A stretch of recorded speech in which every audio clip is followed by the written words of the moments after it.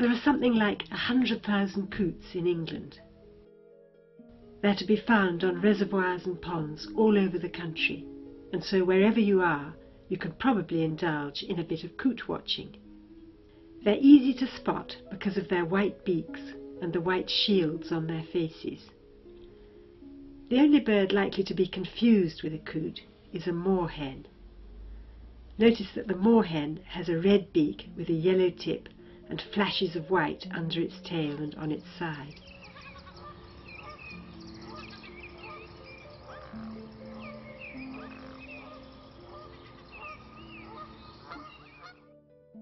Coots build their rather scruffy nests in the water. The nests are always anchored to something, either to branches of trees or to land, to prevent them from floating away. The male and female both help to build the nest.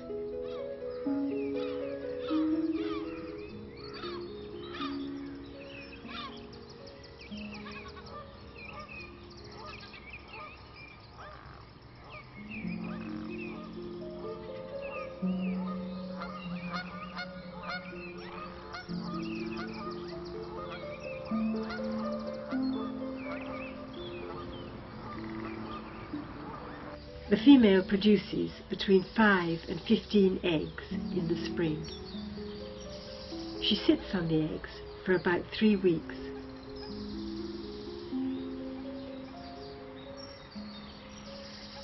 And if you keep a close watch, one day you'll have the pleasure of seeing at least one little red-headed chick appear. The female keeps the newborn chicks warm under her wings, and for the first few days they stay on the nest.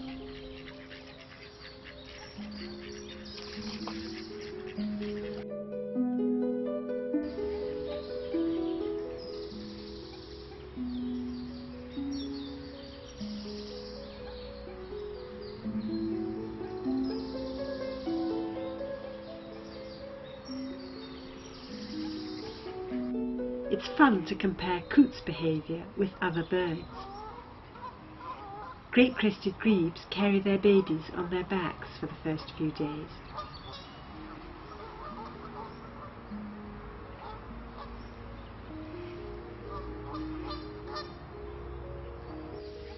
As soon as the chicks get into the water, they can swim.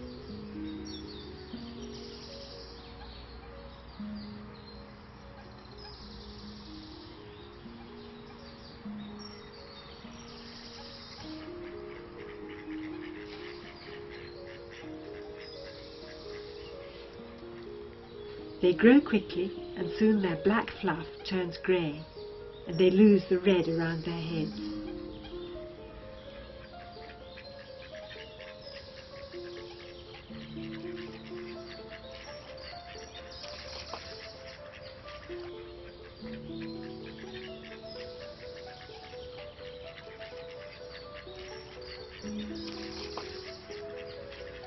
Coots can have several broods in one season, and sometimes a new batch of chicks will hatch before the juveniles from the previous brood have finished using the nest.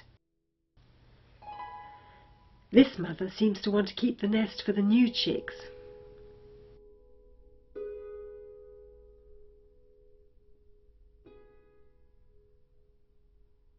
Coots are diving birds.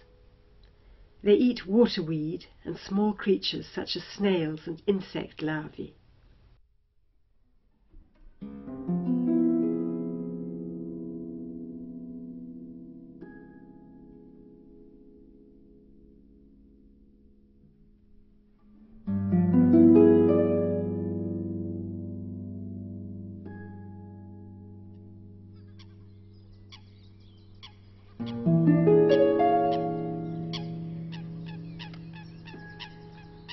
Cormorants dive too, but look what different eating habits they have.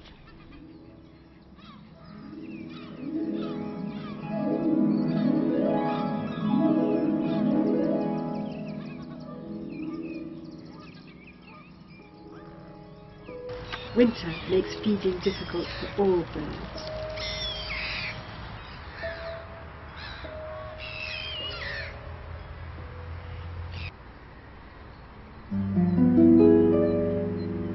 Here the ice is restricting the area of water available for diving.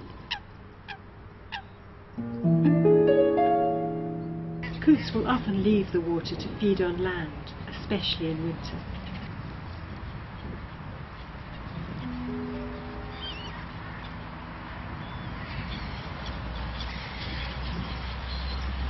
Notice how this coot is stamping its feet. I wonder whether it's trying to encourage worms to come to the surface. And see this one turning its head as it feeds.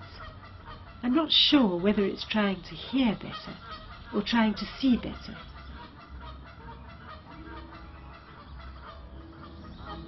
Coots spend a lot of time washing.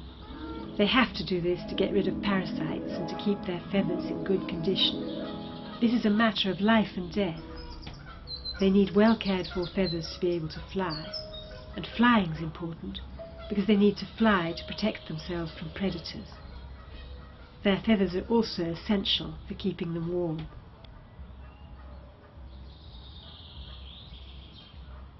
Some parts are difficult to reach.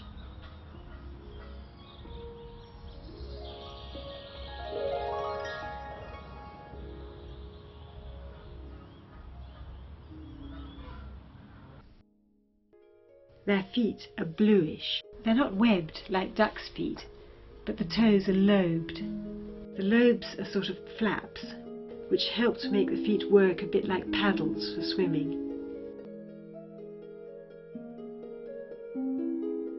They're very good swimmers. They're rather comical when they run.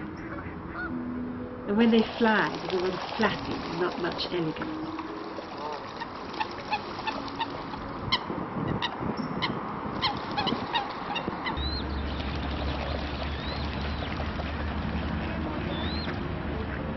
Coots have a reputation for being aggressive. They puff up their feathers like this when they're angry.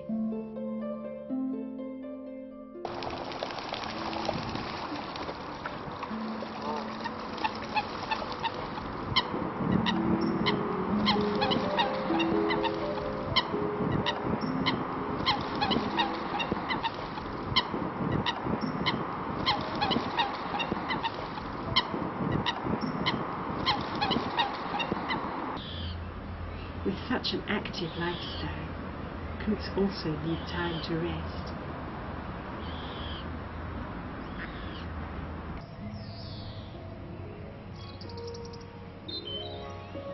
I'm lucky to have a beautiful park with a pond near where I live, and I'm hoping that a bit more coot watching will give me the answers to some of the questions I still have about coot behaviour.